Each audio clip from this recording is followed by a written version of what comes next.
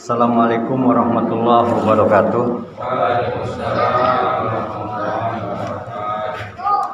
Alhamdulillahirabbil alamin wa bihi nasta'in ala umuri dunya waddin. Wassalatu wassalamu ala asrofil anbiya'i wal mursalin wa ala alihi wa sahbihi ajmain, amma ba'du. Rabbi shrah li sadri wa yassir li amri wa hlul 'uqdatam min lisani yafqahu qawli, amma ba'du. Bapak-bapak, ibu-ibu, anak-anakku semuanya, alhamdulillah pada malam hari ini kita lanjutkan lagi. Sebenarnya kemarin harusnya melanjutkan gitu, tapi nanti saya akan menjelaskan kenapa itu saya agak telat. Baik Bapak Ibu, kemarin kita ngebahas di Ramadan itu suasananya yang bersih sehingga sinyal apa saja itu bisa nyampe dengan baik. Dan pada malam hari ini kita akan sedikit ngebahas tentang ada yang perlu kita lakukan ketika suasana jernih. Salah satunya yang bisa kita lakukan adalah berzikir. Jadi ada istilah berzikir, ada istilah berfikir, ada istilah tafakkaru, ada tadabkaru. Nah, kalau di dalam, jadi kita harus menyamakan dulu, pengertian dulu, artinya nyamain persepsi bahwa yang namanya berzikir itu artinya tidak harus menggunakan kemampuan otak, gitu, analisa akademik. Tetapi kalau berzikir itu adalah menggunakan kemampuan hati. Makanya kalau ada yang berzikir masih berpikir, itu zikirnya pasti nggak beres. Pasti ngelantur kemana-mana berpikirnya. Maka kalau mau berzikir, ya sudah, apa yang ada di kepala kita, pikiran-pikiran itu dihilangkan. Makanya sholat itu berzikir. Salah satu syarat sholat itu adalah menghilangkan semua pikiran-pikiran keduniaan tadi. Itu kita rasakan. Nah, itu namanya berzikir. Makanya ayat-ayat berzikir banyak sekali. Jadi banyak mana kita berzikir dengan berdoa. Al-Quran menegaskan bahwa lebih harus banyak berzikir, fa'aksar an dzikrihi, perbanyak zikir. Doa itu sebentar saja, kalau kita zikirnya mantap, doa sebentar saja, sedikit saja, mantap, itu sudah diterima Allah. Jangan doanya banyak tapi zikirnya sedikit. Nah, ini kita kebalik nih, zikirnya banyak, doa secukupnya. Misalnya doa yang paling sering kita baca, Rabbana atina fid dunya hasanah wa fil akhirati hasanah wa qina adzabannar, udah tuh. Namanya sapu jagat, sudah semuanya diambil. Nah, itu namanya berzikir. Berzikir tuh bagaimana enaknya? Nah, berzikir itu biasanya pada situasi yang paling tenang. Makanya di dalam ilmu psikologi itu ada beberapa tingkatan kesadaran gitu. Makanya ada yang namanya istilahnya gamma, kondisi gamma. Nah, kondisi gamma itu kondisi fokus. Jadi kalau orang lomba lari itu menggunakan kondisi gamma, fokus. Kalau kita sedang ujian itu kondisi gamma, fokus. Kemudian naik sedikit, turun sedikit, itu namanya kondisi beta. Nah, kondisi beta itu kita sedang bekerja, kita sedang jalan-jalan, itu kondisi beta. Turun sedikit namanya kondisi alfa. Alfa itu sudah mulai turun tuh kesadarannya, kondisi alfa. Nah, kondisi lagi kita tenang, duduk di rumah, ngopi, itu kondisi alfa. Makanya perbanyak ngopi, Bang. Kondisinya sudah mulai kondisi alfa. Iya, benar. Jadi kalau orang jarang ngopi itu nanti kondisinya beta mulu, stres mulu itu kondisinya. Karena kita harus menanggapi situasi-situasi keadaan yang nggak beres-beres gitu. Nonton TV, bicara politik, nonton ini, ada ribet banget. Nah, itu kondisi ini. Nah, sudah alfa itu turun sedikit itu sudah mulai ngantuk-ngantuk, itu namanya kondisi theta. Kalau ngantuk benar itu kondisinya namanya kita sebut kondisi delta, udah merem, datar itu flat, itu kondisi alfa. Nah, berdoa baiknya itu adalah berzikir itu baiknya antara kondisi alfa itu yang lagi tenang ke kondisi theta yang turun kesadaran, namanya sub kesadaran tadi. Makanya jangan salah, Pak. Kalau lagi sholat itu kenapa kita ngantuk? Ya, ini benar. Ini jangan disalahkan jin dulu ataupun iblis gitu, jangan disalahin setan dulu gitu. Memang kondisi itu adalah kondisi tenang, Pak. Kalau kondisi tenang maka memori itu muncul. Memori yang tadinya kita lupa tahu-tahu muncul tuh. Maka perlu di-manage. Misalnya, alasan kemarin saya harus pulang dulu itu.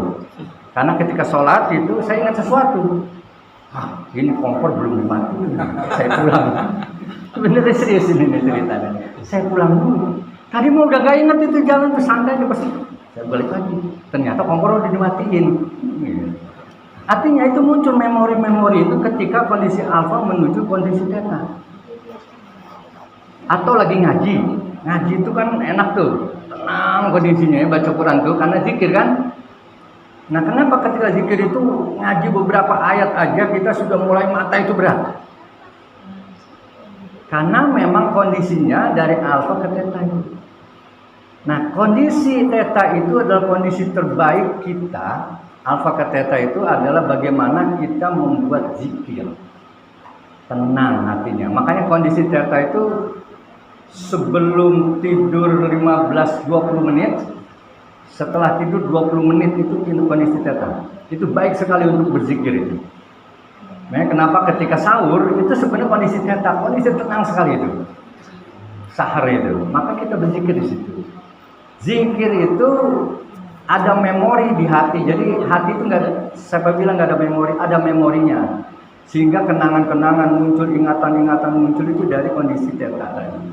Bapak berapa kali ketika sholat lupa kunci, lagi sholat Allahu Akbar, kuncinya kayaknya ada di lemari deh. Kayaknya ini deh, kayaknya itu memori. Itu harus diminis ternyata. Harus diminis supaya memori-memori jangan sampai liar gitu.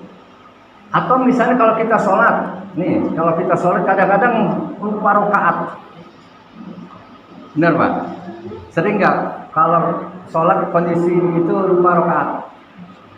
Ini ketiga atau kedua? Ini itu sering muncul. Karena waktu itu kondisi theta benar-benar kondisi kesadaran, jadi udah mulai mendekati tidak mulai sadar gitu. Makanya harus diminis dari awal itu, harus diminis. Sehingga kita harus bisa mengatur itu. Nah, zikir itu bisa membangun kecerdasan seseorang. Zikir itu bisa membangun kesehatan seseorang. Zikir itu bisa membangun keahlian seseorang. Jadi jangan sampai zikir itu hanya untuk berzikir, tapi zikir itu bisa membangun kesehatan, membangun kecerdasan. Karena di hati itu ada namanya memori. Orang sedang belajar, kalau kondisinya sadar betul, itu tidak bisa masuk-masuk karena fokusnya sudah mulai berkurang. Makanya belajar itu disarankan subuh gitu kan. Nah, itu supaya kondisinya kondisi tenang. Minimal jangan sampai ke alfa benar gitu. Agak sedikit ke theta. Nah, itu disebut dengan zikir. Nah, zikir bisa membangun kecerdasan. Gimana sih bisa membangun kecerdasan? Jadi Bapak Ibu, kecerdasan itu bukan hanya otak, tapi kecerdasan itu ada di hati juga, rohani juga butuh cerdas. Banyak orang otaknya cerdas Bapak Ibu, pinter akademiknya, tapi akhlaknya bodoh. Coba bayangkan berapa menit di Jepang orang cerdas-cerdas itu bunuh diri. Berapa banyak orang di Eropa yang cerdas-cerdas tadi bunuh diri. Karena tadi tidak mampu mengkombinasikan kecerdasan rohaninya. Nah, zikir terbaik oleh kita adalah bagaimana membangun zikir ini. Zikir itu menaikkan keimanan dia. Alladzina yadhkuruna qiyama wa qu'udan. Gitu, Bang. Ketika kamu duduk, ketika kamu berdiri, ketika kamu tidur, berzikir. Nah, zikir itu yang bagus yang bagaimana? Apakah kita baca subhanallah? Ya suka-suka kita, yang paling kita nyaman, kebiasaan kita apa? Tapi zikir yang paling hebat, fa'lam annahu la ilaha illallah. Itu zikir yang paling hebat. Titik zikir itu di mana? Ya, kalau orang tua dulu saya diajarkan zikir itu ada titik-titiknya. Kalau Bapak ingin membangun kecerdasan emosional, titiknya di mana? Kalau ingin membangun kecerdasan, titiknya di mana? Orang dulu tuh bisa diajarkan, masih ingat itu diajarkan titik-titik itu. Kalau kita mau bangun akhlak itu titiknya di mana? Nah, intuisi supaya tajam titiknya di mana? Tapi minimal zikir itu bisa ada di hati.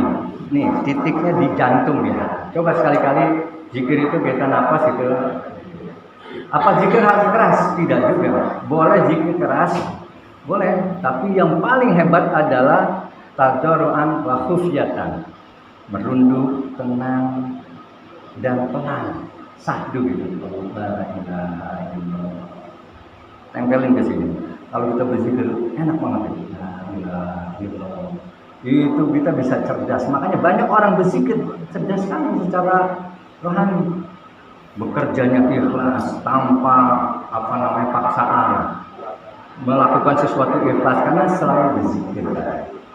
Nah, inilah kemampuan zikir kita, bagaimana kita bangun zikir itu untuk kecerdasan kita. Apa yang harus kita lakukan ketika kita berzikir? Ya, yang harus kita lakukan zikir itu banyak. Pertama, zikir itu bisa dengan sholat. Sholat itu zikir. Kemudian zikir utama itu adalah baca Quran, itu zikir. Doa itu zikir. Amalan-amalan zikir juga banyak. Minimal 3 itu tadi. Sholat, baca Quran, berzikir tadi, ataupun berdoa. Kita yang lebih suka yang mana? Kalau memang, nah sekarang bulannya ini sebenarnya bulannya baca Quran, bulannya berzikir menggunakan Al-Quran. Makanya kan Al-Quran disebut juga kan, inna nahnu nazzalna dzikra wa innahu lahafidun. Sesungguhnya Allah menurunkan zikir, orang ulama menyebutnya Al-Quran, gitu ya, supaya kita bisa melakukan itu. Supaya apa? Kita bisa tenang, bisa cerdas. Nanti gimana cara bisa membangun kecerdasan? Nah, ini tahap yang kedua. Karena sudah mulai teknis, mudah-mudahan nanti beberapa waktu kita bisa jelaskan itu. Tapi yang paling jelas titik utama untuk sementara ini titiknya di hati dulu. Jadi sekali-kali kita berzikir sambil nafas, tarik nafas la ilaha illallah keluar. Jadi tarik nafas keluar, tarik nafas keluar. Titiknya di sini. Napasnya jangan dari mulut, Pak, apalagi dari bawah. Napasnya dari hidung. Jadi dari hidung turun, la ilaha illallah, la ilaha. Jangan dari mulut. Karena napas terbaik itu dari hidung. Kalau yang napas dari mulut itu orang ngos-ngosan, orang jantungan.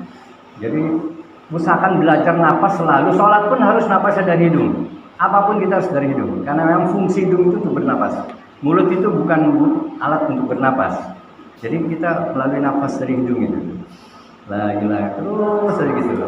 Insya Allah kita akan mendapat ketenangan. Dengan ketenangan kita akan mendapatkan komponen memori sehingga meningkatkan kecerdasan kita. Itu saja. Bila itu kuliah. Assalamualaikum warahmatullahi wabarakatuh.